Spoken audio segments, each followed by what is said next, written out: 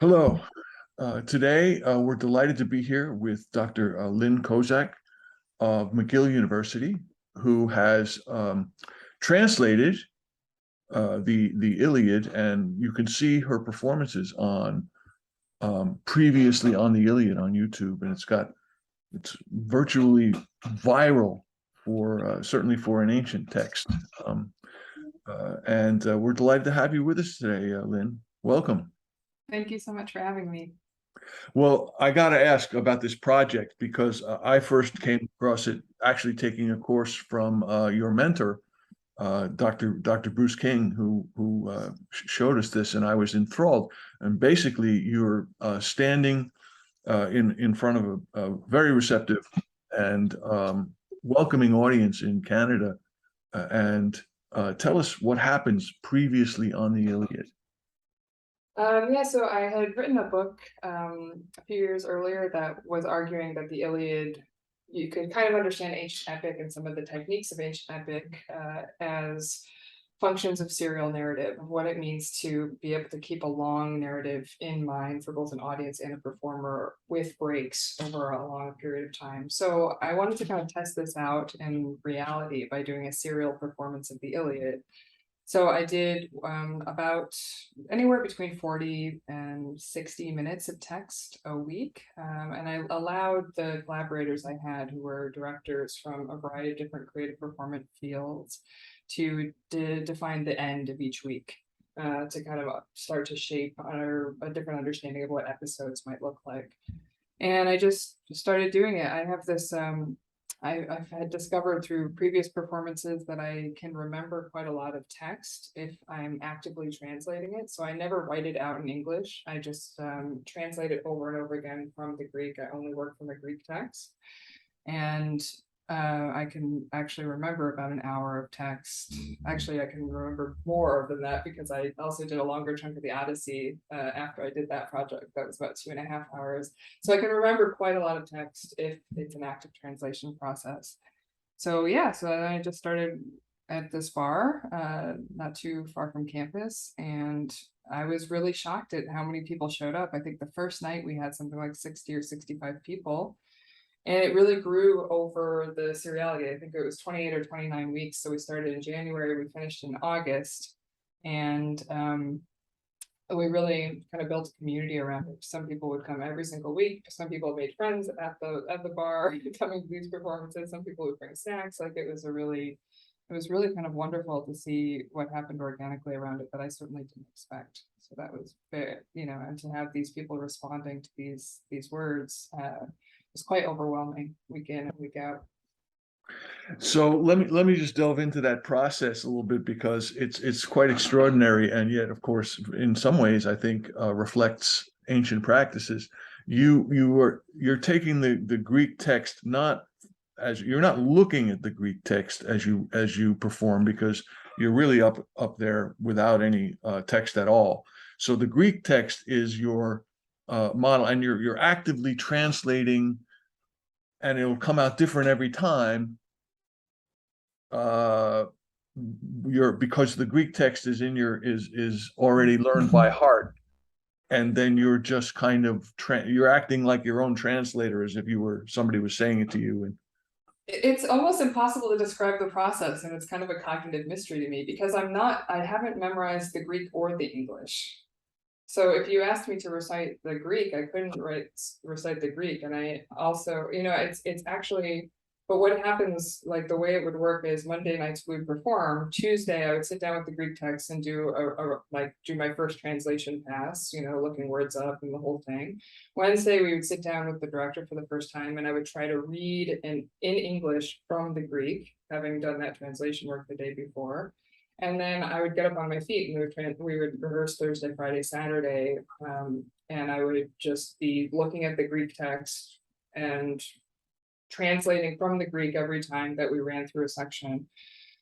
So there would be sometimes that directors would want me to fix a phrase or a certain way of saying things. So sometimes the English would get fixed in small phrases, and then sometimes it wouldn't. And so I don't really even, like I said, it's almost impossible to describe what the process is, like what exactly I have memorized. But my line droppage rate is, I was kind of dropping between 5 and 10 lines a week, which is really not, I don't think it's a bad droppage rate there were a couple weeks where I really like messed up and dropped a huge chunk, but for the most part, it was pretty line for line.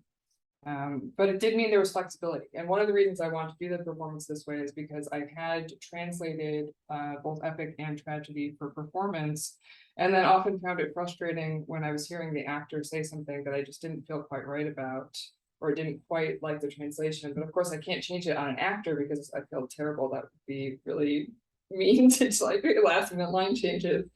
Whereas when I'm doing it, I can, in that moment, I can go with what I feel about it, or comment on it, or talk about my frustration in the moment. So it gives me a bit more of a leeway as the translator performer. Well, I noticed that whether this was conscious or not, or whether it was just a feature of your relationship with the text, but you did use the kind of epithets which you modernized. For instance, you would use "that's what she said," over, and you could hear that would be a point of reference to a poetic style, and yet it's also very colloquial at the same Yeah, time. it's actually my husband actually directed me the first week, and he said that, and then it became one of the formulas that started to get kind of community response. And so it's interesting how my own formulas and my own language choices became kind of fixed in their own way, like things like talking about nice shin guards or things like that, where it was just easier to put it in my language, or language that I knew would be more understood in an oral situation, because talking about grieves, which is how most people translate that word, is not going to resonate necessarily with a contemporary English audience when they hear the word grieves. So stuff like that, yeah, you do start seeing those formulae repeated, because of course they're repeated in the Iliad, and when I translate something some way and the audience is expecting it, then I tended to stick to those things. And part of your work too, as I understand, is to make connections between ancient texts and, say, modern, even television, and popular culture uh, uh, shows and characters. Tell us about that.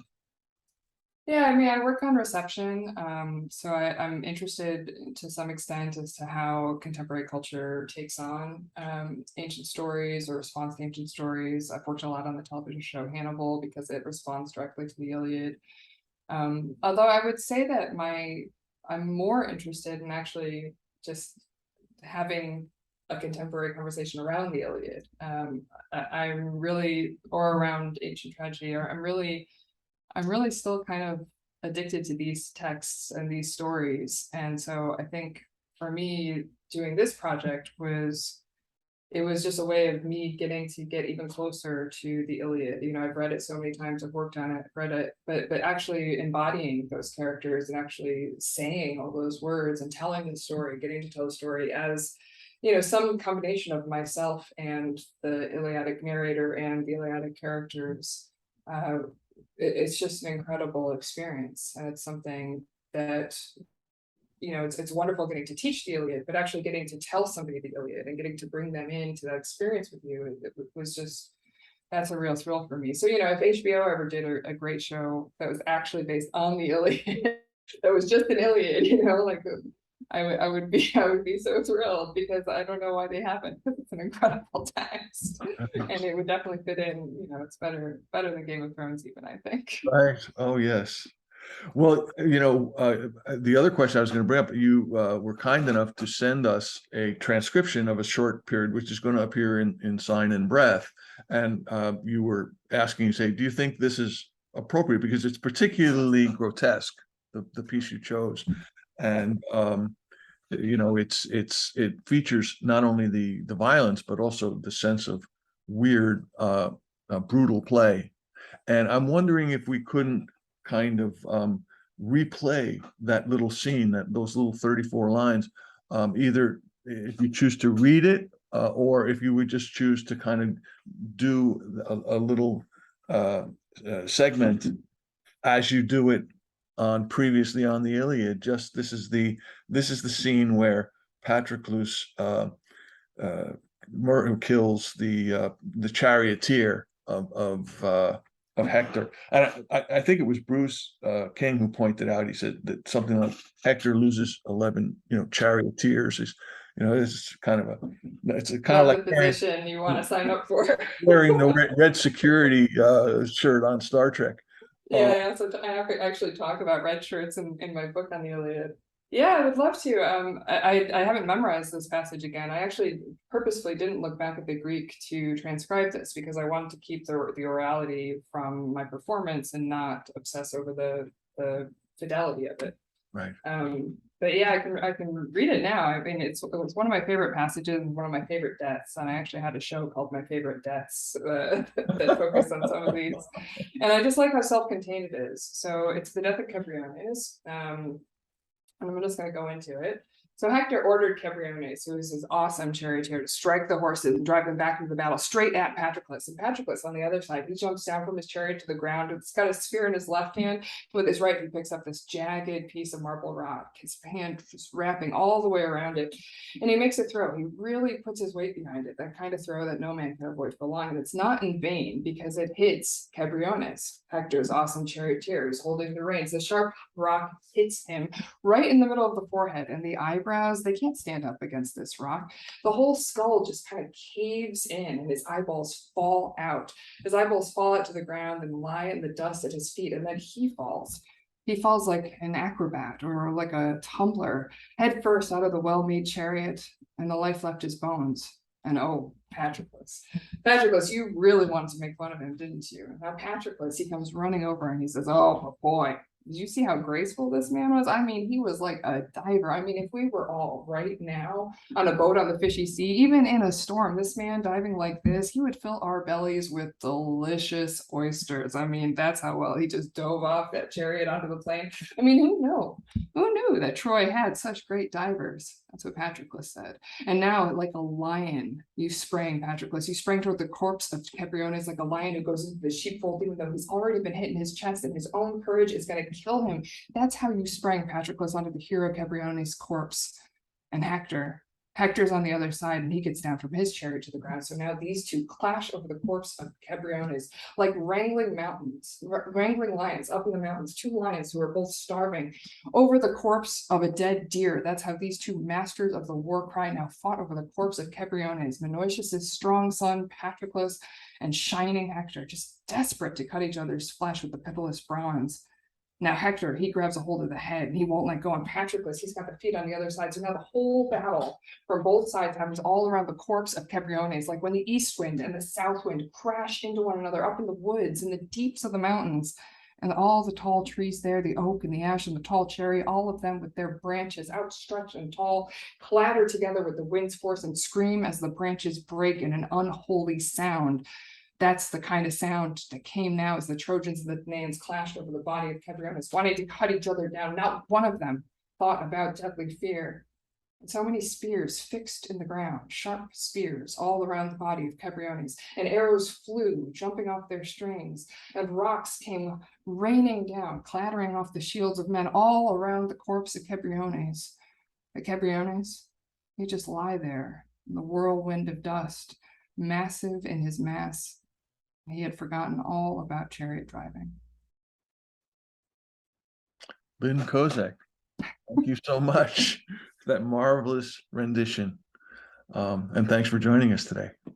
Thank you so much for having me. I really appreciate it.